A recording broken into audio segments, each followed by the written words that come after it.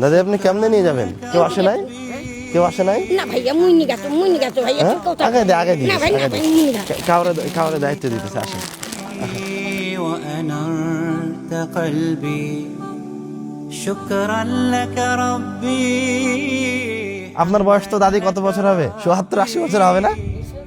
৭০-৮০ বছরের বেশি হবে। আপনার কি মনে হয় যে আপনি ৭০-৮০ বছর পার করেছেন? কিছু মনে হয় না। মানে দুনিয়াটা এরকম। আর আপনার বয়স কত হবে? হ্যাঁ দাদি,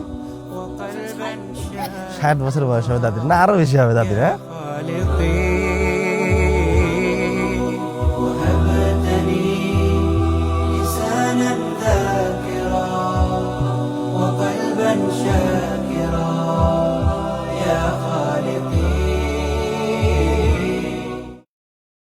আসসালামু আলাইকুম ওয়া রাহমাতুল্লাহ। আলহামদুলিল্লাহ ওয়াসসালাতু ওয়াসসালামু আলা রাসূলিল্লাহ। আমি আব্দুর রহমান আব্দুর রাজ্জাক দীর্ঘদিন থেকে দেশে এবং দেশের বাইরে অসহায় মানুষদের পাশে দাঁড়ানোর আপ্রাণ চেষ্টা করে আসছি আলহামদুলিল্লাহ। এটি আল্লাহ রাসূল সাল্লাল্লাহু আলাইহি ওয়াসাল্লাম এবং রব্বুল আলামিনের নির্দেশের কারণে করে আসছি।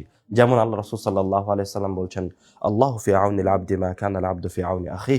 রব্বুল আলামিন ওই মানুষের পাশে দাঁড়ান যে আরেকজন বান্দার পাশে দাঁড়ায়। এবং শুধু তাই নয়, রব্বুল আলামিন কিয়ামতের দিন এক শ্রেণীর বান্দাকে জিজ্ঞাসা করবেন যে আমি পৃথিবীতে ক্ষুধার্ত ছিলাম, তুমি আমাকে খাওয়াওনি। আমি পৃথিবীতে পিপাসার্ত ছিলাম, তুমি আমাকে পানি পান করাওনি। তো আদম সন্তান আশ্চর্য হয়ে রব্বুল আলামিনকে জিজ্ঞাসা করবে, রব্বুল আলামিন আমি আপনাকে কিভাবে খাওয়াতে পারি, কিভাবে পান করাতে পারি? আশ্চর্যজনক বিষয় নয় যে রবকে কিভাবে খাওয়াবেন, কিভাবে পান করাবেন? আল্লাহ রব্বুল আলামিন কিয়ামতের দিন ওই বান্দাকে, যারা এই সমস্ত মহৎ কাজে অংশগ্রহণ করেনি, তাদেরকে বলবে যে তোমার কি মনে পড়ে না যে দুনিয়াতে অমুক একজন অসহায় ব্যক্তি তোমার কাছে এসেছিল, তোমার কাছে সহযোগিতা চেয়েছিল, কিন্তু তুমি তাকে সহযোগিতা করনি। তুমি যদি তাকে সহযোগিতা করতে, তাহলে সেটা আজকে কিয়ামতের দিনে আমার কাছে পেতে। তুমি যদি ওই দুনিয়ায় একজন পিপাসার্ত ব্যক্তিকে পানি পান করাতে, তাহলে সেই পানিটা আজকে এই কিয়ামতের দিনে আমার কাছে পেতে। দান হচ্ছে ইবাদতের মাঝে সবচেয়ে শক্তিশালী ইবাদত। আল্লাহ রাসূল একটা খেজুর দিয়ে হলেও জাহান্নামের আগুন থেকে বাঁচার জন্য বলেছেন। আজকে দিনাজপুরের এই উত্তরাঞ্চলে যে সমস্ত অসহায় মানুষ রয়েছে, তাদের মাঝে আমরা এই ইফতার সামগ্রী বিতরণ করছি ইনশাআল্লাহ। এবং আজকে এই ইফতার সামগ্রীগুলি বিতরণ হবে আল জামিয়া সালাফিয়া তেঘরা বিরল দিনাজপুর থেকে ইনশাআল্লাহ। ওমা তৌফিক ইল্লা বিল্লাহ। আমাদের এই ইফতার সামগ্রীর মাঝে রয়েছে মুড়ি, বুট, এছাড়াও রয়েছে চাউল, ডাল এবং চিনি, এরপরে রয়েছে খেজুর, এরপরে রয়েছে প্রায় অনেকখানি আলু, কিছু আলু নিচে পড়ে গেল।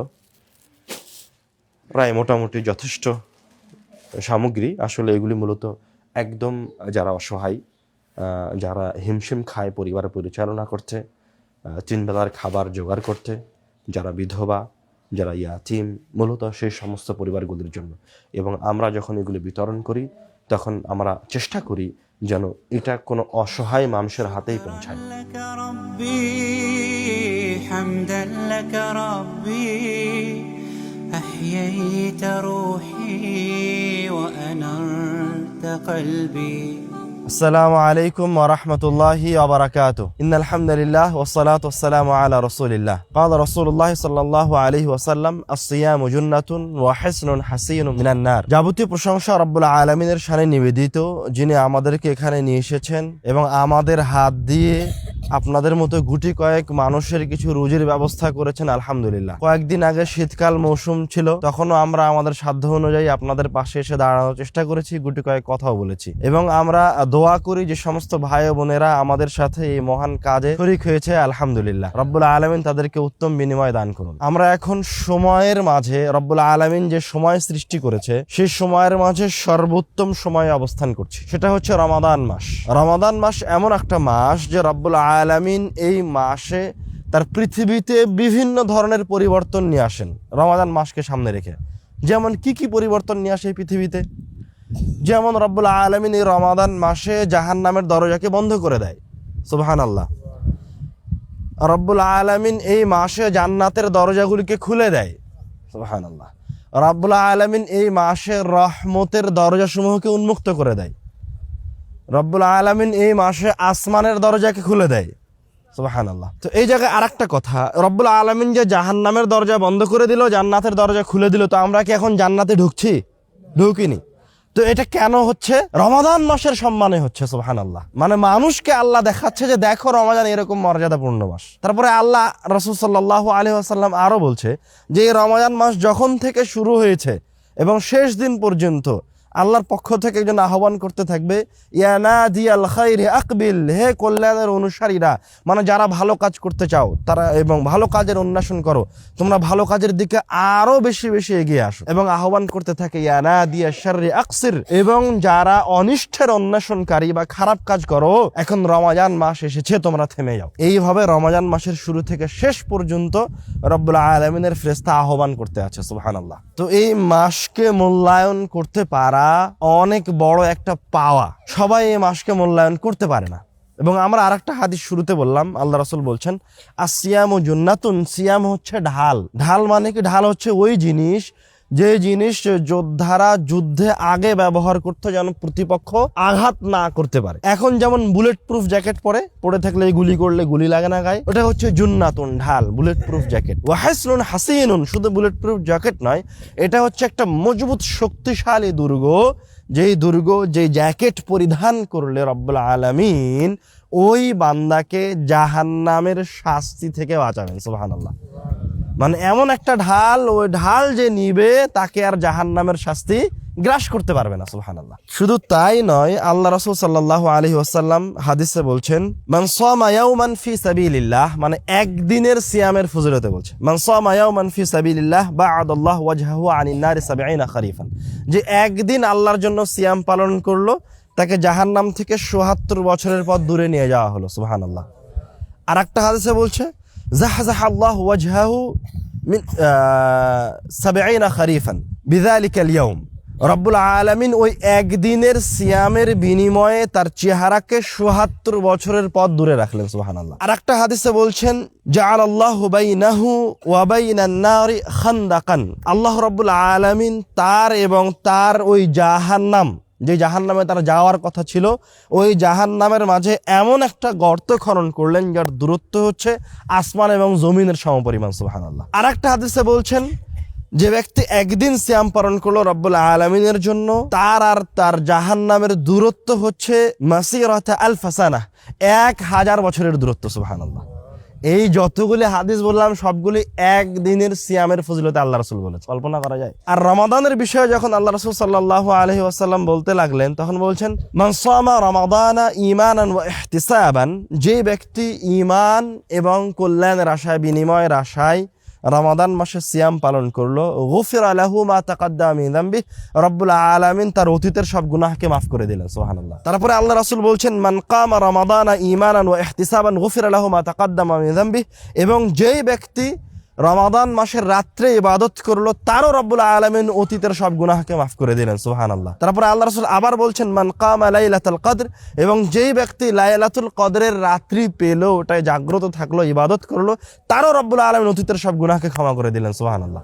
মানে রব্বুল আলামিন এই মাসে খালি ক্ষমা, রহমত, বরকত, সাহায্য নিয়ে বসে আছেন। রব্বুল আলামিন পুরো পৃথিবীকে চেঞ্জ করে রেখেছেন শুধুমাত্র এই রমাদান মাসের কারণে, এত শ্রেষ্ঠ রমাদান মাস। তো এই রমাদান মাসের এই সিয়ামের ফজিলত, এই রমাদান মাসের ফজিলত কি ধনীর জন্য আলাদা, গরিবের জন্য আলাদা? নাফসকে আল্লাহ ধনীকে আলাদা দিয়েছে, গরিবকে আলাদা দিয়েছে?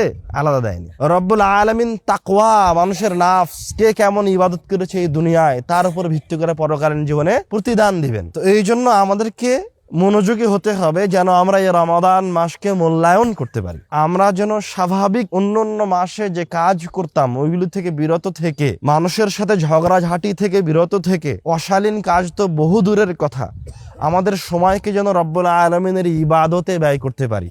ইনশাআল্লাহ রব্বুল আলামিন আমাদেরকে সেই তৌফিক দান করুন, আল্লাহুম্মা আমিন। এই দুনিয়া হচ্ছে পরীক্ষা। আপনার জীবনের 50-60 বছর পার হয়ে গেছে, 60 বছর পার হয়ে গেছে, বুঝতে পারেননি, মনে হয় যে 60 বছর পার হয়ে গেছে। আপনার বয়স তো দাদি কত বছর হবে? ৭০-৮০ বছর হবে না? ৭০-৮০ বছরের বেশি হবে। আপনার কি মনে হয় যে আপনি ৭০-৮০ বছর পার করেছেন? কিছু মনে হয় না। মানে দুনিয়াটা এরকম। আর আপনার বয়স কত হবে? হ্যাঁ দাদি, 60 বছর বয়স হবে দাদির, না আরো বেশি হবে দাদির? হ্যাঁ, আরো বেশি হবে।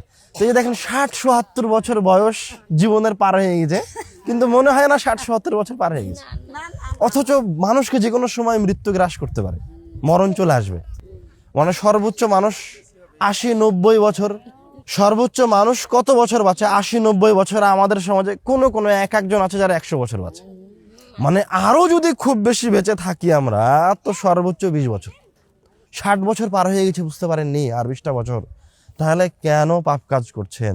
কেন অন্যায় করছেন? কেন আরেকজনের সাথে ঝগড়া করছেন? কেন আরেকজনের 10 টাকার জিনিস চুরি করে নিচ্ছেন? কেন আপনি কাজে খেয়ানত করছেন? এই জীবনটা তো পরীক্ষা।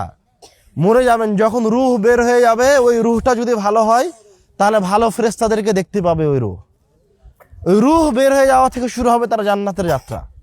আর রূহটা যদি খারাপ হয়, তো ওই রূহ বের হয়ে যাওয়া থেকে শুরু হবে জাহান্নামের দিকে যাত্রা। আফসোস করতে থাকবে, আল্লাহকে বলতে থাকবে, আল্লাহ আরেকবার দুনিয়াবী জীবনে আমাকে ফিরিয়ে দাও। কিন্তু আল্লাহ আর ফিরিয়ে দিবে না।